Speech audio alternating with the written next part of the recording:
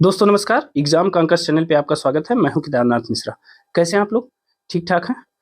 दोस्तों आपको पता है कि पिछले एक सप्ताह से हम लोग मिल नहीं पाए हैं, एक दूसरे से रूबरू नहीं हो पाए हैं। उसका सबसे बड़ा कारण है कि हमारे पिताजी की तबीयत खराब हो गई थी और मैंने आपको इसके लिए इन्फॉर्म भी किया था। आप लोगों ने बहुत शुभकामनाएं भी दी हैं उनके स्वास्थ्य को लेकर। इसके लिए आप लोगों का बहुत बहुत आभार। आप लोगों ने एक परिवार के सदस्य की तरह हमारा साथ दिया, इसके लिए मैं सदैव आभारी रहूंगा। दोस्तों एक सप्ताह से चूंकि हम लोगों ने कोई पढ़ाई नहीं की है, अभी कल ही पिताजी वापस आए हैं और अभी घर में हैं, स्वास्थ्य लाभ ले रहे हैं। तो मैंने सोचा कि अब आज से अपने काम की शुरुआत करते हैं। हालांकि सर्दी जुकाम बुखार से मैं भी पीड़ित हूँ बहुत, तो बीच बीच में अगर खांसी वांसी आ जाए तो थोड़ा सा एडजस्ट करिएगा, ठीक है ना। आज से वीडियो की शुरुआत करते हैं। एक दो दिन में सब चीजें रेगुलर हो जाएंगी और इतने दिन आप लोगों ने धैर्य बनाया, इसके लिए बहुत बहुत धन्यवाद आपको। ठीक है, चलिए आज से वीडियो की शुरुआत करते हैं। और हाँ, इसके पहले की जो भी वीडियो की करंट वो पीडीएफ आपको नहीं मिल पाई है, वो आज लेट नाइट तक सब अपडेट हो जाएगी। सारी चीजें मैं आपको टेलीग्राम पर और व्हाट्सएप पे उसको व्हाट्सएप के उस पे चैनल पे सेंड कर दूंगा, वहां से आप उसे डाउनलोड कर सकते हैं, ठीक है ना। सब चीजें लेट नाइट 12-1 बजे तक सब मैं अपडेट कर दूंगा। आप अपनी इच्छा अनुसार जब चाहें उसे डाउनलोड कर सकते हैं। आज से शुरुआत करते हैं और सारी चीजें धीरे धीरे बेहतर हो जाएंगी। सबसे पहले करंट अफेयर्स की शुरुआत करते हैं। बहुत इंपॉर्टेंट प्रश्न है और इसमें ऐसे प्रश्नों को शामिल किए हैं हम जिनकी परीक्षा में पूछे जाने की संभावना बहुत ज्यादा है, ठीक है। तो चलिए ज्यादा समय नहीं खर्च करेंगे, सीधे मुद्दे पे आते हैं।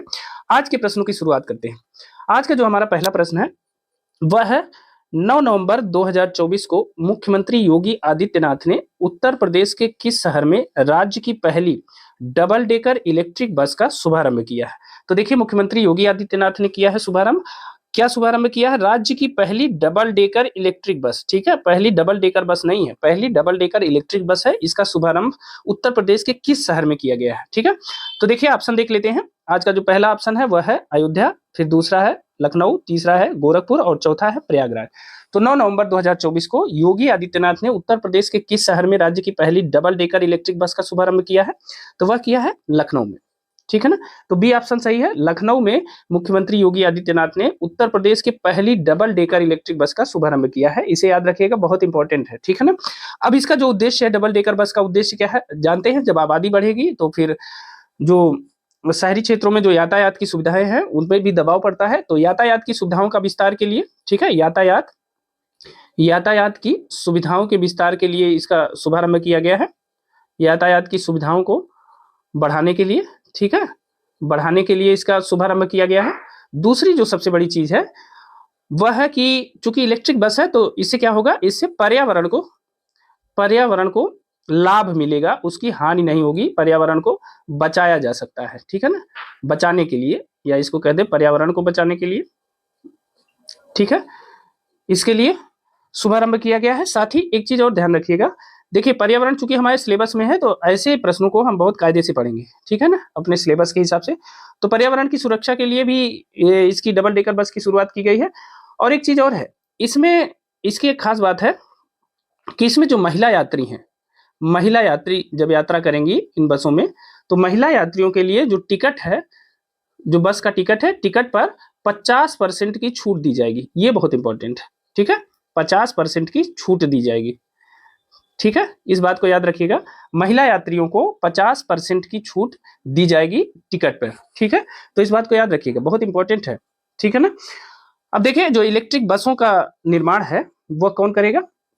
एक हिंदुजा ग्रुप समूह है, हिंदुजा समूह, हिंदुजा समूह है। यह जो है राज्य में यानी यूपी में इलेक्ट्रिक वाहन प्लांट स्थापित कर रहा है। क्या कर रहा है? इलेक्ट्रिक वाहन प्लांट, इलेक्ट्रिक वाहन प्लांट की स्थापना कर रहा है। कौन कर रहा है? इलेक्ट्रिक वाहन प्लांट की स्थापना कौन कर रहा है?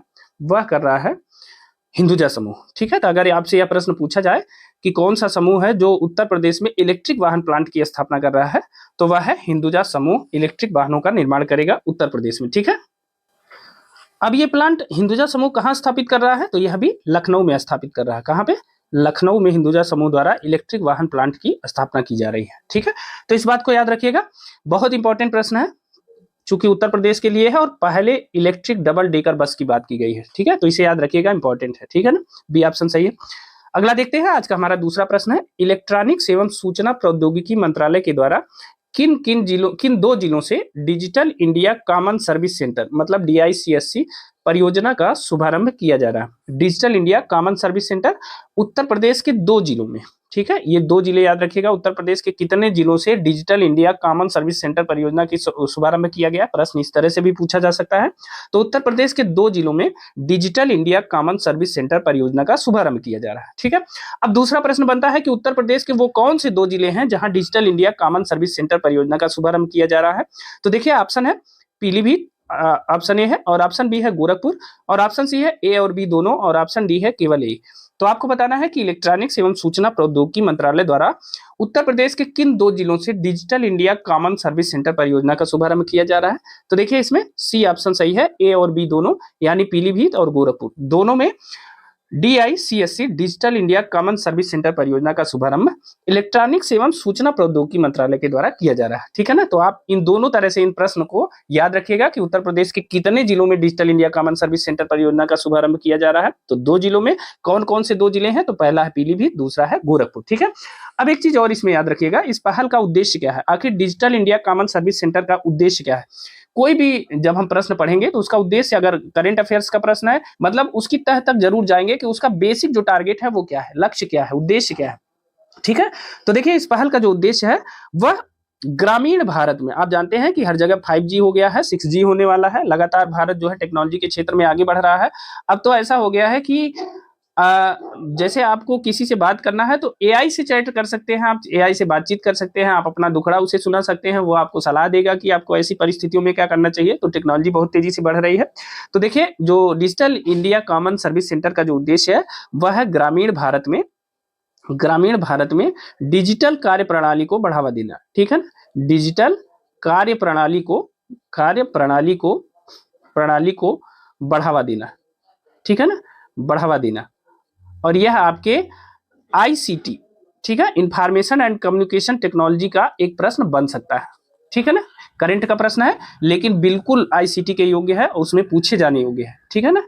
तो ग्रामीण भारत में डिजिटल कार्य प्रणाली को बढ़ावा देने के लिए कौन सी योजना? अब देखिए प्रश्न ऐसे भी बन सकता है कि इलेक्ट्रॉनिक्स एवं सूचना प्रौद्योगिकी मंत्रालय द्वारा ग्रामीण भारत में डिजिटल कार्य प्रणाली को बढ़ावा देने के लिए किस योजना की शुरुआत की गई है? तो किस योजना की? DICSC योजना, इतना ही पूछ सकता है, या digital India common service centre परियोजना के बारे में पूछ सकता है, ठीक है। तो प्रश्न को इस तरीके से भी पूछा जा सकता है। मैंने आपको 3 तरीके प्रश्न के बता दिए, एक ही प्रश्न को कैसे कैसे पूछा जा सकता है, ठीक है ना। अब एक और महत्वपूर्ण बात देखिए DICSC के तहत, DICSC यानी digital India common service centre के तहत पूरे देश में 10 जिलों का चयन किया गया है। कितने? 10 जिलों का चयन किया गया है। और इन 10 जिलों में जो है उत्तर प्रदेश के कितने जिले हैं? तो इन 10 जिलों में उत्तर प्रदेश के 2 जिले शामिल हैं, ठीक है ना, 2 जिले शामिल हैं। अब देखिए इन 10 जिलों में कुल कितने सेंटर बनाए जाएंगे? 10 जिलों की सभी ग्राम पंचायतों में, इस बात को जरूर याद रखिएगा, 10 जिलों की सभी ग्राम पंचायतों में इस मॉडल DICSC सेंटर की स्थापना की जाएगी।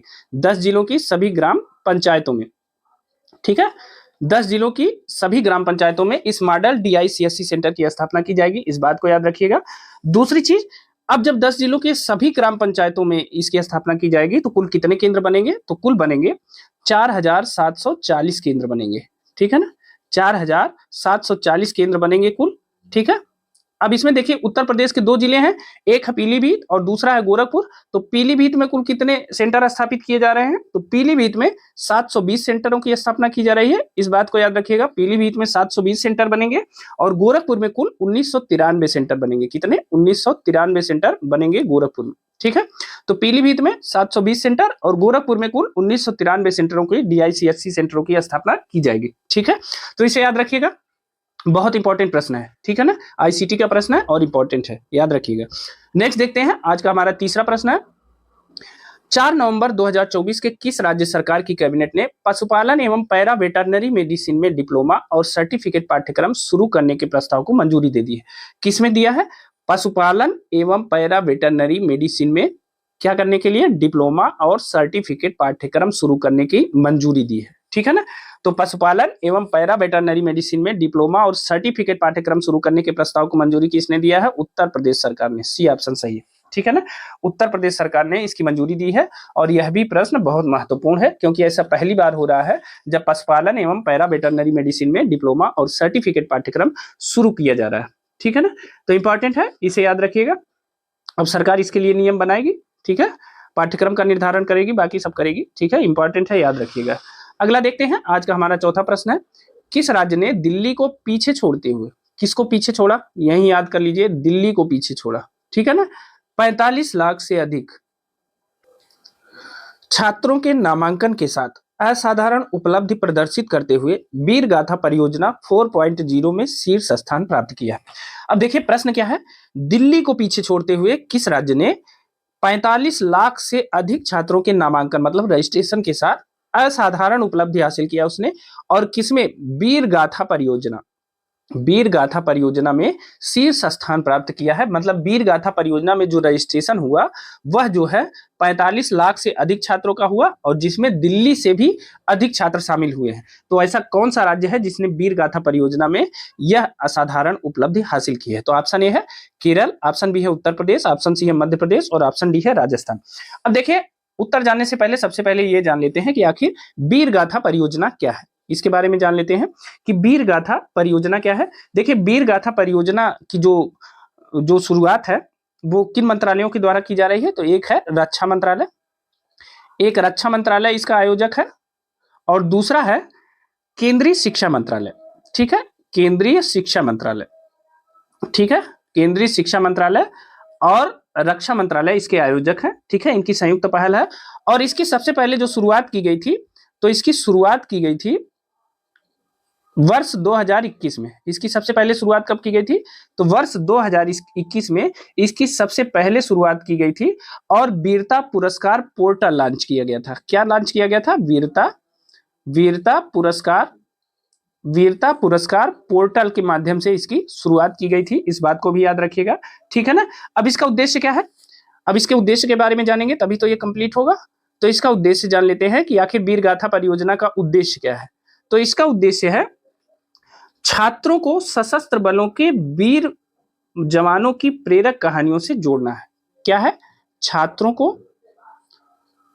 को सशस्त्र बलों के, ठीक है ना, याद रखिएगा ये बहुत इंपॉर्टेंट है, छात्रों को सशस्त्र बलों के वीर जवानों की, सशस्त्र बलों के वीर जवानों की प्रेरक कहानियों, ठीक है, वीर जवानों की प्रेरक कहानियों से जोड़ना है, ठीक है, जोड़ना है। जो हमारे वीर जवान है जिन्होंने अपने देश के लिए सर्वोत्तम कुर्बानी दी है, सर्वोच्च कुर्बानी दी है, ऐसे जवानों की वीर गाथाओं के बारे में जिन्होंने देश के लिए हंसते हंसते जान दिया, और अपने प्राण देने से पहले उन्होंने देश की सुरक्षा के लिए कई आतंकवादियों को मारा, या देश की सुरक्षा के लिए जब भी युद्ध हुआ तो अपने विपक्षियों पे किस प्रकार भारी पड़े, ऐसे जवानों के बारे में जो बड़ी बड़ी वीर कहानियां हैं, ऐसी कहानियों को सुनाने के लिए वीर गाथा परियोजना की शुरुआत की गई है, और हमारे छात्रों को ऐसे वीर जवानों के बारे में बताया जाएगा इस परियोजना के तहत, ठीक है ना। तो इसे याद रखिएगा कि छात्रों को सशस्त्र बलों के वीर जवानों की प्रेरक कहानियों से जोड़ना है, ठीक है, वीर गाथा परियोजना का उद्देश्य। अब देखिए वर्ष 2021 में वीर गाथा परियोजना की शुरुआत की गई थी, और यह वीर गाथा परियोजना का चौथा चरण है, ठीक है ना। तो परियोजना 4.0 इसीलिए इसका नाम दिया गया है वीर गाथा परियोजना 4.0, ठीक है, तो इसे भी याद रखिएगा। अब एक चीज और देखिए, इसमें जो छात्रों को शामिल किया जाता है वह छात्र कौन कौन से हैं? तो कक्षा 1 से लेकर के कक्षा 12 तक के विद्यार्थियों को इसमें शामिल किया गया था, ठीक है ना। कक्षा 1 से 12 तक के विद्यार्थियों को इस परियोजना में शामिल किया गया था, ठीक है, उन्हें रजिस्ट्रेशन कराना था। और इस रजिस्ट्रेशन में देश में जो सर्वोच्च 50 जिले हैं, देश में कितने हैं? सर्वोच्च 50 जिले हैं इस रजिस्ट्रेशन के मामले में, वीर गाथा परियोजना के मामले में 50 जिले हैं, जिसमें से 18 जिले यूपी के हैं जिन्होंने प्रथम स्थान प्राप्त किया है। 18 जिले यूपी के हैं जिन्होंने सर्वोच्च स्थान प्राप्त किया है, जिन्होंने सर्वोच्च स्थान प्राप्त किया है, यह भी याद रखिएगा, जिन्होंने सर्वोच्च स्थान प्राप्त किया है यूपी के 18 जिले हैं, ठीक है। कुल देश के 50 जिलों में यूपी के 18 जिलों ने देश में सर्वोच्च स्थान प्राप्त किया है, तो इस बात को भी याद रखिएगा। और इसमें कुछ अग्रणी जिले हैं, जो प्रमुख जिले हैं उनकी बात कर लेता हूं उत्तर प्रदेश के। तो देखिए 2-3 जिलों के बारे में बता देता हूं। एक है पीलीभीत जिला है। दूसरा कौन सा है? दूसरा है बुलंदशहर जिला है, और तीसरा है संत कबीर नगर, ठीक है, संत कबीर नगर जिला है, संत कबीर नगर जिला है, ठीक है ना। तो इस प्रकार उत्तर प्रदेश के ये 3 जिले सर्वोच्च स्थान पे हैं, यह भी याद रखिएगा, ठीक है ना। तो वीरगाथा परियोजना के बारे में अब देखिए इसका आंसर क्या होगा कि सबसे ज्यादा नामांकन किस राज्य में हुआ वीरगाथा परियोजना का, तो उत्तर प्रदेश में हुआ। इतने व्याख्या के बाद तो आप समझ ही गए होंगे कि उत्तर प्रदेश में वीरगाथा परियोजना 4.0 में शीर्ष स्थान प्राप्त किया है, ठीक है ना। तो बी ऑप्शन सही है, याद रखिएगा। बीच बीच में खांसी आ जा रही है इसलिए पूरा रिदम खराब हो जा रहा है, ठीक है ना। चलिए अगला प्रश्न देखते हैं। आज का हमारा 5वां प्रश्न है, 1-2 फरवरी 2025 के मध्य प्रयागराज में महाकुंभ मेले के दौरान प्रकृति और वन्य जीवों के संरक्षण के प्रति युवाओं में जागरूकता फैलाने के उद्देश्य से बर्ड फेस्टिवल का आयोजन किया गया, ठीक है। अब इसकी थीम आपको बताना है। अब देखिए इस प्रश्न को कैसे पूछा जा सकता है, ये बहुत इंपॉर्टेंट प्रश्न है क्योंकि अभी भी इलाहाबाद में यानी प्रयागराज में वर्तमान में महाकुंभ मेला चल ही रहा है। आपको पता है कि यह जो है विश्व का सबसे बड़ा मेला हो चुका है इस समय, और वर्तमान में यह जो है चल रहा है मेला। और कल 12 तारीख को इसका मान लीजिए कि जो कल्पवासी हैं उनके कल्पवास का समय समाप्त हो जाएगा, लेकिन पूरा मेला 26 फरवरी तक चलता रहेगा।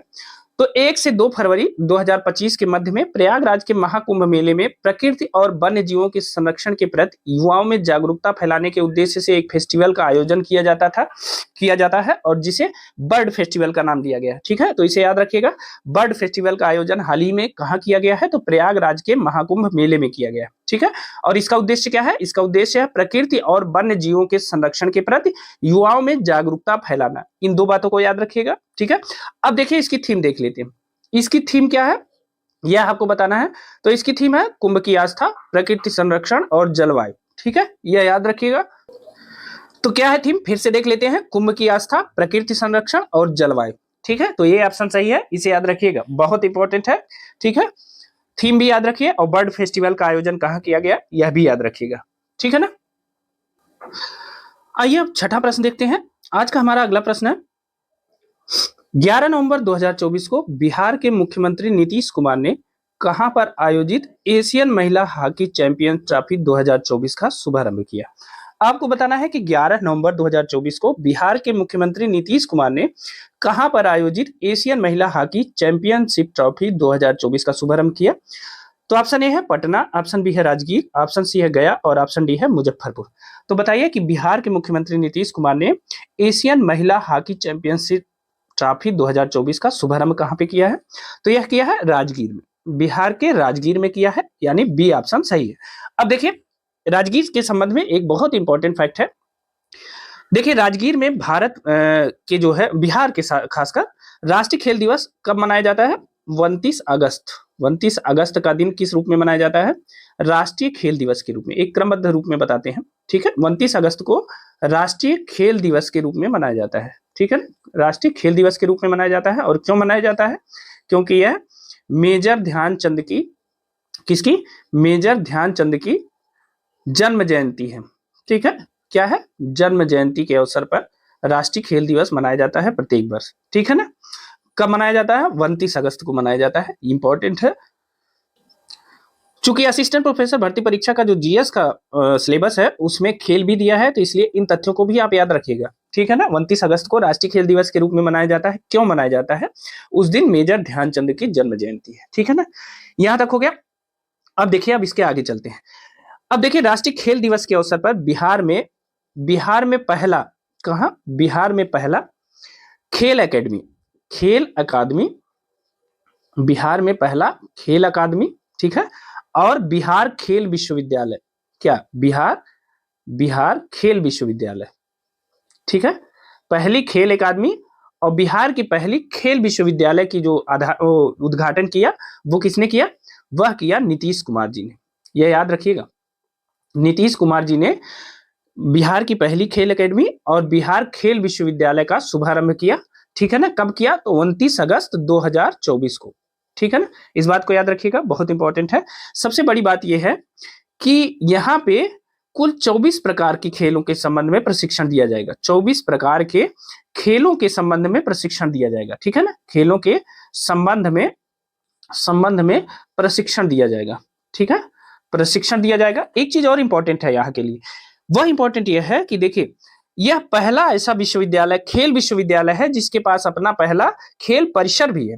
ठीक है ना, यह ऐसी खेल एकेडमी या खेल विश्वविद्यालय है जिसका अपना खेल परिसर भी है, यह भी इंपॉर्टेंट है, याद रखिएगा। एक चीज और, अब देखिए यहाँ 24 प्रकार के खेलों के संबंध में प्रशिक्षण दिया जाएगा, यह भी इंपॉर्टेंट है। यह कहाँ स्थापित किया गया है?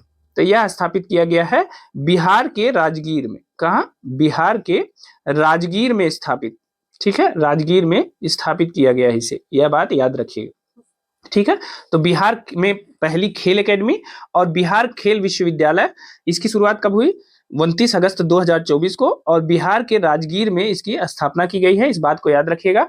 यहाँ पे कुल 24 प्रकार के खेलों के संबंध में प्रशिक्षण दिया जाएगा, यह भी याद रखिएगा। और 29 अगस्त के दिन राष्ट्रीय खेल दिवस के रूप में मनाया जाता है। मेजर ध्यानचंद की जन्म जयंती है 29 अगस्त को, इसीलिए इस दिन को राष्ट्रीय खेल दिवस के रूप में मनाया जाता है। अब अगर हम आपसे एक प्रश्न पूछें कि एक चीज और इसके बारे में जान लीजिए, वह भी इंपॉर्टेंट है कि इसे जो है यूजीसी ने अपनी मान्यता प्रदान कर दी है। किसने अपनी मान्यता दे दी है? तो देखिए यूजीसी ने इस खेल विश्वविद्यालय को मान्यता प्रदान कर दी है। यूजीसी की जो अधिनियम है, यूजीसी अधिनियम 1956, ठीक है, यूजीसी अधिनियम 1956 की धारा 2F, इसके तहत जो है यूजीसी ने इस खेल विश्वविद्यालय को मान्यता प्रदान कर दी है। ठीक है, तो यह भी इंपॉर्टेंट है। अब देखिए, अब अगर आपसे हम एक प्रश्न पूछें कि भारत का पहला राष्ट्रीय खेल विश्वविद्यालय कहां स्थापित किया गया था? भारत का पहला राष्ट्रीय खेल विश्वविद्यालय, राष्ट्रीय खेल विश्वविद्यालय कहां और कब स्थापित किया गया था? और कब स्थापित किया गया था? ये बहुत इंपॉर्टेंट प्रश्न है। ठीक है, स्थापित किया गया था। चूंकि खेल हमारे सिलेबस में है, इसलिए इसके बारे में जानना बहुत आवश्यक है। ठीक है ना, तो प्रश्न है ये आपके लिए है, भारत का पहला राष्ट्रीय खेल विश्वविद्यालय कहां और कब स्थापित किया गया था? मैं आपको एक ऑप्शन दे देता हूं ताकि आपको आसानी होगी। तो ऑप्शन ए है चंडीगढ़, वर्ष 2017 में। ठीक है, ऑप्शन बी है इम्फाल, मणिपुर। इम्फाल कहां स्थित है? मणिपुर में है। ठीक है, वर्ष 2018।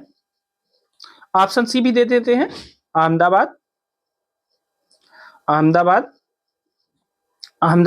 में कब? वर्ष 2019। और ऑप्शन डी है महाराष्ट्र या मुंबई। देखिए, ऑप्शन डी है मुंबई में कब? वर्ष 2016।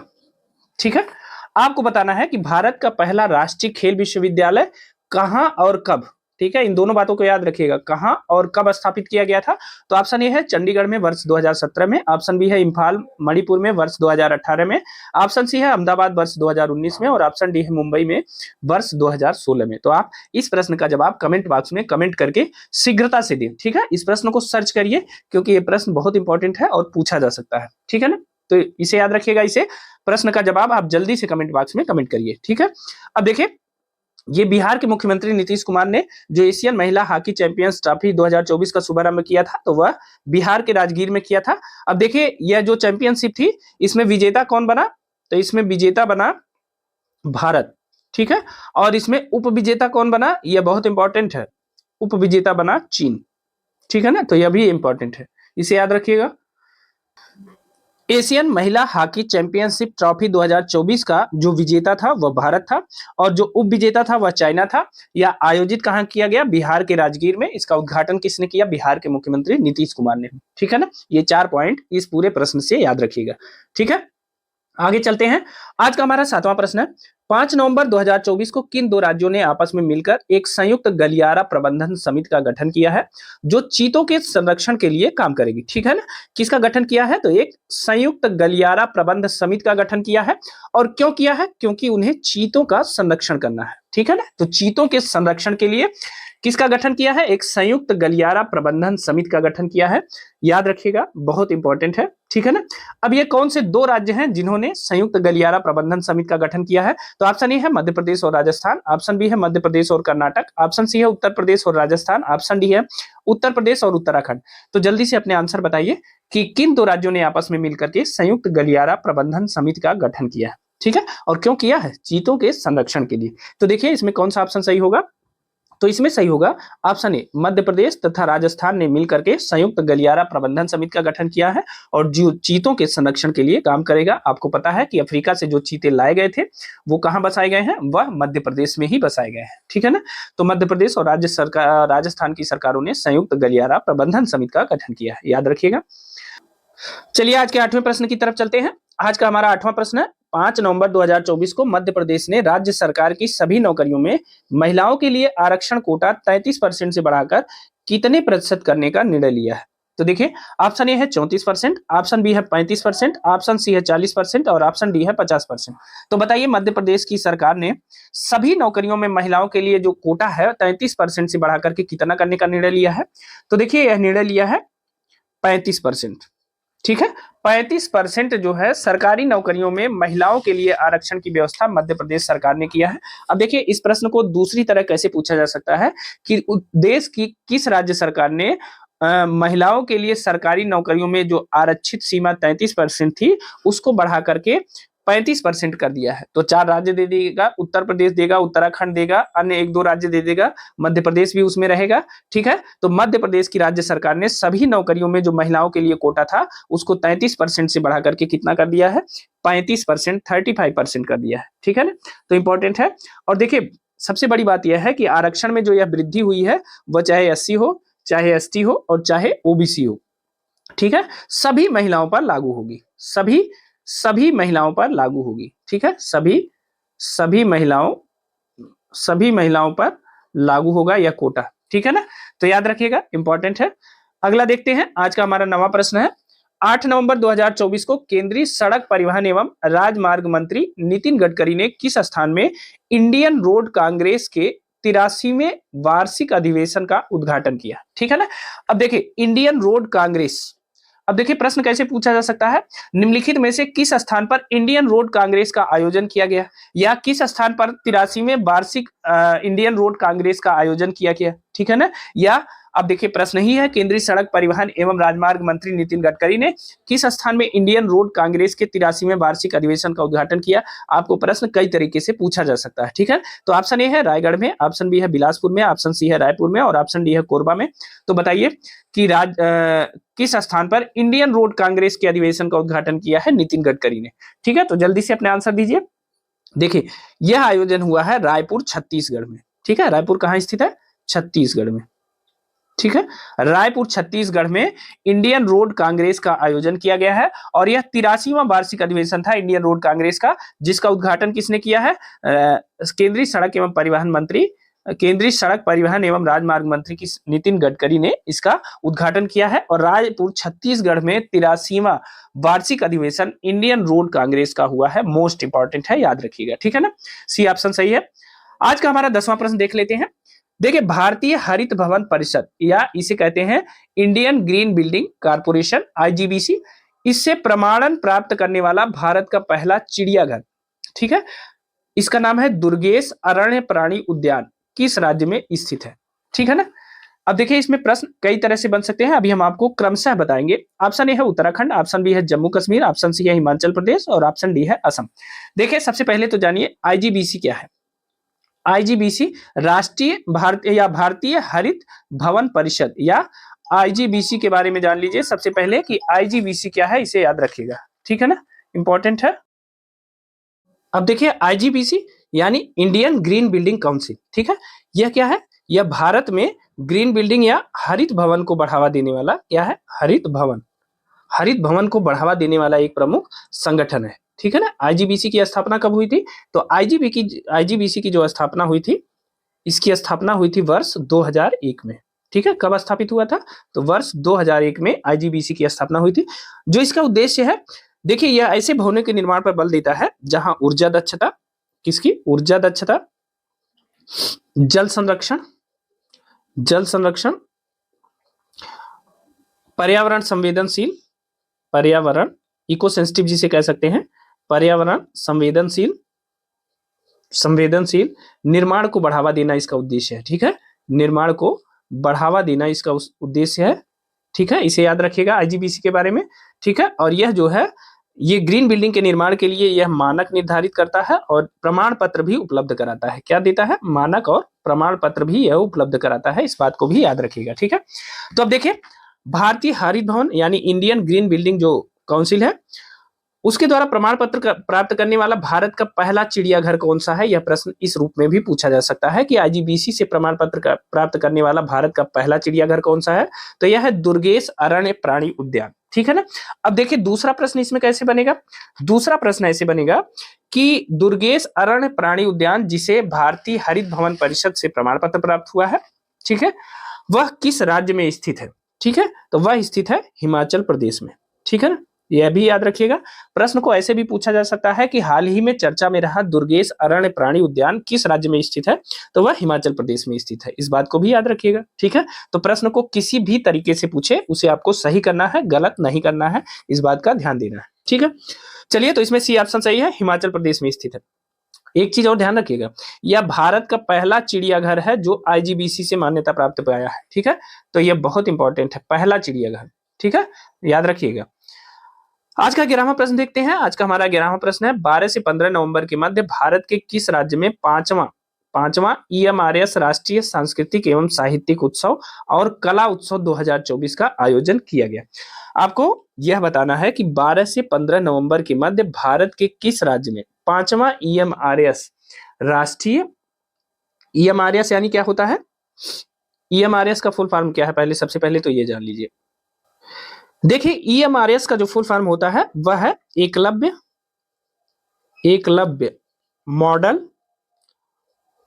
मॉडल रेजिडेंशियल, ठीक है,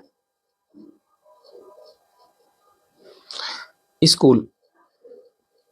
ठीक है, Eklavya model residential school EMRS का फुल फॉर्म होता है। ठीक है, तो अब देखिए 12 से 15 नवंबर के मध्य भारत के किस राज्य में पांचवा EMRS राष्ट्रीय सांस्कृतिक एवं साहित्यिक उत्सव और कला उत्सव 2024 का आयोजन किया गया? तो देखिए ऑप्शन ए है मध्य प्रदेश, ऑप्शन बी है मणिपुर, ऑप्शन सी है उड़ीसा और ऑप्शन डी है तमिलनाडु। तो बताइए कि इसका आयोजन कहाँ किया गया है? तो इसका आयोजन किया गया है उड़ीसा में, सी ऑप्शन सही है।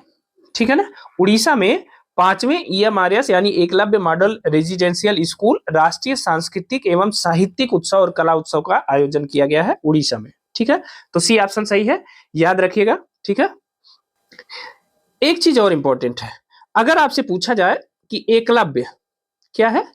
एकलव्य आदर्श आवासीय विश्वविद्यालय, एकलव्य आदर्श आवासीय, आपने इसका नाम सुना होगा, आवासीय विद्यालय। ठीक है, एकलव्य आदर्श आवासीय विद्यालय, इस पहल की जो शुरुआत हुई वो सबसे पहले कब हुई थी? तो देखिए एकलव्य आदर्श आवासीय विद्यालय पहल की जो शुरुआत हुई थी वह वर्ष 1997-98 में हुई थी, इस बात को याद रखिएगा। ठीक है ना, और इसका उद्देश्य क्या था? इसका उद्देश्य था अनुसूचित, यह याद रखिएगा, बहुत इंपॉर्टेंट है, अनुसूचित जनजाति के बच्चों को, अनुसूचित जनजाति के बच्चों को गुणवत्तापूर्ण शिक्षा, क्या? गुणवत्तापूर्ण शिक्षा, अनुसूचित जनजाति के बच्चों को गुणवत्तापूर्ण शिक्षा प्रदान करना। ठीक है, प्रदान करना। तो एकलव्य आदर्श आवासीय विद्यालय की शुरुआत कब हुई थी? वर्ष 1997-98 में हुई थी, और इसका उद्देश्य क्या था? अनुसूचित जनजाति के बच्चों को गुणवत्तापूर्ण शिक्षा प्रदान करना। इंपॉर्टेंट है, ठीक है ना, इसे याद रखिएगा, इंपॉर्टेंट है, इसे याद रखिएगा। अब देखिए अगला देखते हैं। आज का हमारा 12वां प्रश्न है 13 नवंबर 2024 को प्रधानमंत्री नरेंद्र मोदी ने बिहार में दरभंगा एम्स की आधारशिला रखी। ठीक है, कहां रखी? बिहार में दरभंगा एम्स की आधारशिला रखी, तथा बिहार में कितने हजार करोड़ रुपए की विकास परियोजनाओं का उद्घाटन किया? कब किया? 13 नवंबर को बिहार के दरभंगा में। अब देखिए एक प्रश्न पूछा जा सकता है कि बिहार में हाल ही में एम्स की आधारशिला कहां रखी गई है? तो बिहार के दरभंगा में रखी गई है, प्रधानमंत्री मोदी ने रखी है यह आधारशिला। अब इसमें कहा गया कि बिहार में कितने हजार करोड़ रुपए की विकास परियोजनाओं का भी उद्घाटन किया है प्रधानमंत्री नरेंद्र मोदी ने। तो देखिए अब इसका जो कितने हजार करोड़ की परियोजनाओं का उद्घाटन किया है? तो 12,000 करोड़ की परियोजनाओं का उद्घाटन किया है। ठीक है ना, तो यह इंपॉर्टेंट है, याद रखिएगा। ठीक है, प्रधानमंत्री नरेंद्र मोदी ने बिहार के दरभंगा में एम्स की आधारशिला रखी है। ठीक है, और यहाँ पे 12,000 करोड़ की विकास परियोजनाओं का भी उद्घाटन किया है। ठीक है ना, तो इंपॉर्टेंट है, याद रखेंगे। आज का हमारा 13वां प्रश्न देख लेते हैं।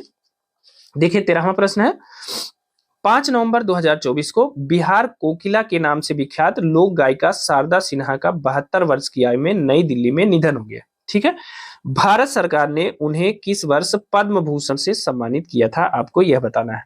अब देखिए इसमें कितने प्रश्न तैयार हो गए। यह प्रश्न कई बार बिहार पीसीएस में पूछा गया है कि बिहार कोकिला के नाम से किसे जाना जाता है। यह प्रश्न कई बार पूछा गया है कि बिहार की कोकिला के नाम से किन्हें जाना जाता है। तो बिहार कोकिला के नाम से किन्हें जाना जाता है? तो यह जाना जाता है शारदा सिन्हा को। यह वहां की लोक गायिका थी और इनका 72 वर्ष की आयु में निधन हो गया है। नई दिल्ली में निधन हुआ। कब हुआ है? 5 नवंबर को। 5 नवंबर को बिहार कोकिला शारदा सिन्हा का निधन हो गया है। ठीक है ना। अब देखिए उन्हें किस वर्ष पद्म भूषण से सम्मानित किया गया है, आपको यह बताना है कि शारदा सिन्हा को किस वर्ष पद्म भूषण से सम्मानित किया गया है। ठीक है, तो ऑप्शन ए है वर्ष 2016, ऑप्शन बी है वर्ष 2018, ऑप्शन सी है वर्ष 2020 और ऑप्शन डी है वर्ष 2022। तो जल्दी से आप अपने आंसर हमें कमेंट करके बताइए। अब देखिए शारदा सिन्हा जी को वर्ष 2018 में पद्म भूषण से सम्मानित किया गया था। कब किया गया था? वर्ष 2018 में इन्हें पद्म भूषण से सम्मानित किया गया था। और ये बहुत मशहूर लोक गायिका हैं, खासकर छठ गीतों के लिए बहुत फेमस रही हैं, तो इन्हें याद रखिएगा, इंपॉर्टेंट है। उन्हें वर्ष 2018 में पद्म भूषण से सम्मानित किया गया था। अब देखिए शारदा सिन्हा जी ने वर्ष 1980 में अपने करियर की शुरुआत किससे की थी? आकाशवाणी से। ठीक है, आकाशवाणी और दूरदर्शन पर, और दूरदर्शन से इन्होंने अपने करियर की शुरुआत की थी। ठीक है ना, आकाशवाणी और दूरदर्शन से इन्होंने अपने करियर, संगीत करियर की शुरुआत की थी। और छठ पूजा के लिए विशेष रूप से फेमस है, छठ पूजा के गीतों के लिए। ठीक है, कुछ बहुत फेमस इनके फिल्मों के गीत भी हैं, जैसे मैंने प्यार किया में इन्होंने गाना गाया था, मैंने प्यार किया। ठीक है, वो गाना आपको याद होगा, पग पग लिए जाऊं। कौन सा गाना है? पग पग लिए जाऊं तोहरी बलैया। ठीक है, पग पग लिए जाऊं, ये गाना इन्होंने ही गाया। ठीक है, मैंने प्यार किया है। एक गैंग्स ऑफ वासेपुर में भी इन्होंने गाना गाया था। किसमें? गैंग्स ऑफ वासेपुर में भी इन्होंने गाना गाया था। ठीक है, तो इसे याद रखिएगा। अब देखिए वर्ष 1991 में इनको पद्मश्री मिला था। कब मिला था? वर्ष 1991 में शारदा सिन्हा को पद्मश्री मिला था। वर्ष 1991 में क्या मिला था? पद्मश्री मिला था। और वर्ष 2018 में इन्हें क्या दिया गया? पद्म भूषण दिया गया। हाल ही में 5 नवंबर को इनकी डेथ हो गई है। ठीक है ना, 72 वर्ष की उम्र में। इन्हें बिहार कोकिला के नाम से जाना जाता है। यह बिहार पीसीएस में कई बार प्रश्न पूछा गया है। ठीक है, आपके लिए भी इंपॉर्टेंट है और सबके लिए इंपॉर्टेंट है, किसी भी परीक्षा में यह प्रश्न पूछा जा सकता है। ठीक है ना। अब आ जाते हैं, आज का हमारा 14वां प्रश्न है, देश की पहली सेमीकंडक्टर नीति जारी करने वाला राज्य कौन सा है? अब देखिए एसडीजी और सेमीकंडक्टर, ये तो बहुत जबरदस्त चीजें हैं, हर जगह हर बार चर्चा में रहती हैं। इस समय भारत जो है सेमीकंडक्टर पे बहुत फोकस कर रहा है। तो देश की पहली सेमीकंडक्टर नीति जारी करने वाला राज्य आपको बताना है। ऑप्शन ए है केरल, ऑप्शन बी है गुजरात, ऑप्शन सी है कर्नाटक और ऑप्शन डी है महाराष्ट्र। तो देश की पहली सेमीकंडक्टर नीति जारी करने वाला राज्य कौन सा है? तो जल्दी से अपना आंसर बताइए। तो वह राज्य है गुजरात। देश की पहली सेमीकंडक्टर नीति जारी करने वाला जो राज्य है वह है गुजरात। और इस समय सर्वाधिक इकाइयां भी गुजरात में ही स्थापित हैं। ठीक है ना, सर्वाधिक सेमीकंडक्टर की इकाइयां, सेमीकंडक्टर की इकाइयां कहाँ स्थापित है? अगर आपसे पूछा जाए कि सर्वाधिक सेमीकंडक्टर की इकाइयां कहाँ स्थापित है, तो वह भी है गुजरात में। ठीक है ना, गुजरात में। भारत में अब तक कुल 5 सेमीकंडक्टर की इकाइयां हैं, 5 में से 4 गुजरात में है। ठीक है, तो याद रखिएगा 5 में से 4 इकाइयां गुजरात में है। अब गुजरात सरकार ने जो है, जो प्रधानमंत्री नरेंद्र मोदी का विकसित भारत का 2024 का विजन है, उसके अनुरूप गुजरात सरकार ने देश की पहली सेमीकंडक्टर नीति जारी की है। बहुत इंपॉर्टेंट प्रश्न है। ठीक है, सेमीकंडक्टर बहुत चर्चा में रहता है, बहुत इंपॉर्टेंट प्रश्न है। देश की पहली सेमीकंडक्टर नीति जारी करने वाला राज्य कौन सा है? तो गुजरात राज्य है। ठीक है, तो इसे याद रखिएगा। आते हैं आज के 15वें और आखिरी प्रश्न की तरफ। आज का हमारा 15वां प्रश्न है, हाल ही में कर्नाटक के किस शहर में पहली डिजिटल जनसंख्या घड़ी का उद्घाटन किया गया है? आपको बताना है कर्नाटक के किस शहर में पहली डिजिटल जनसंख्या घड़ी का उद्घाटन किया गया है। तो ऑप्शन ए है बेलगांव, ऑप्शन बी है मैसूर, ऑप्शन सी है बेंगलुरु और ऑप्शन डी है बीजापुर। तो आप बताइए कि कर्नाटक के किस शहर में देश की पहली डिजिटल किस शहर में पहली डिजिटल जनसंख्या घड़ी का उद्घाटन किया गया है? ठीक है, तो जल्दी से अपने आंसर बताइए। देखिए, कर्नाटक के बेंगलुरु शहर में, किसमें? कर्नाटक के बेंगलुरु शहर में स्थित institute for social economic change, institute for social economic, institute for social economic change, ठीक, इसे क्या कहते हैं? ISFC, institute for social economic change में, इसमें इसी में शहर की पहली डिजिटल घड़ी का उद्घाटन किया गया है, ठीक है ना, इसी इंस्टीट्यूट में। और यह घड़ी जो है प्रत्येक 1 मिनट 10 सेकेंड पर क्या करेगी? यह डिजिटल जनसंख्या घड़ी प्रत्येक 1 मिनट 10 सेकेंड, 1 मिनट 10 सेकेंड पर यह क्या करेगी? राज्य की जनसंख्या को बताएगी। राज्य की प्रत्येक एक, देखिए यहां लिख देते हैं नहीं तो कंफ्यूजन होगा, प्रत्येक 1 मिनट 10 सेकेंड पर राज्य की जनसंख्या बताएगी यह घड़ी, राज्य की जनसंख्या बताएगी, ठीक है। और हर 2 सेकेंड पर, और हर 2 सेकेंड पर, 2 सेकेंड पर देश की जनसंख्या के आंकड़े अपडेट करेगी। देश की जनसंख्या के आंकड़े अपडेट करेगी, ठीक है, अपडेट करेगी, इस बात को याद रखिएगा, ठीक है ना। अब देखिए, कर्नाटक के बेंगलुरु में जो है एक institute for social economic change में यानी ISFC में इस शहर की पहली डिजिटल जनसंख्या घड़ी का उद्घाटन किया गया है, ठीक है। अब इस घड़ी की विशेषता क्या है? डिजिटल जनसंख्या घड़ी की इसकी विशेषता है कि प्रत्येक 1 मिनट 10 सेकेंड पर यह राज्य की जनसंख्या को बताएगी और प्रत्येक 2 सेकेंड पर देश की जनसंख्या के आंकड़े अपडेट करेगी यह डिजिटल जनसंख्या घड़ी, और यह कर्नाटक के बेंगलुरु में लगाया गया है, ठीक है ना। तो दोस्तों, ये थे आज के हमारे 20 प्रश्न। ये प्रश्न आपको कैसे लगे हमें कमेंट करके जरूर बताइएगा। थोड़ी बहुत आपको असुविधा हो सकती है क्योंकि थोड़ा गले में खराश है, इसलिए दिक्कत हो रही है, बार बार बीच बीच में खांसी आ जा रही है, इसलिए वीडियो को कट करना पड़ रहा है।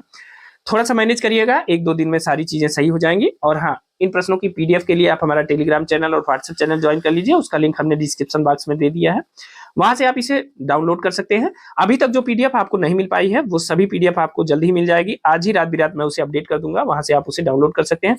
अगर आप इस चैनल पे अभी अभी आए हैं, नए हैं, तो आप इस चैनल को सब्सक्राइब जरूर कर लीजिए, अपने दोस्तों के साथ इस वीडियो को शेयर करिए, वीडियो को लाइक जरूर कर लीजिए, ठीक है। और बहुत जल्द हम लोग अपने पैटर्न के हिसाब से GS के प्रश्नों को फिर से शुरू कर रहे हैं, ठीक है।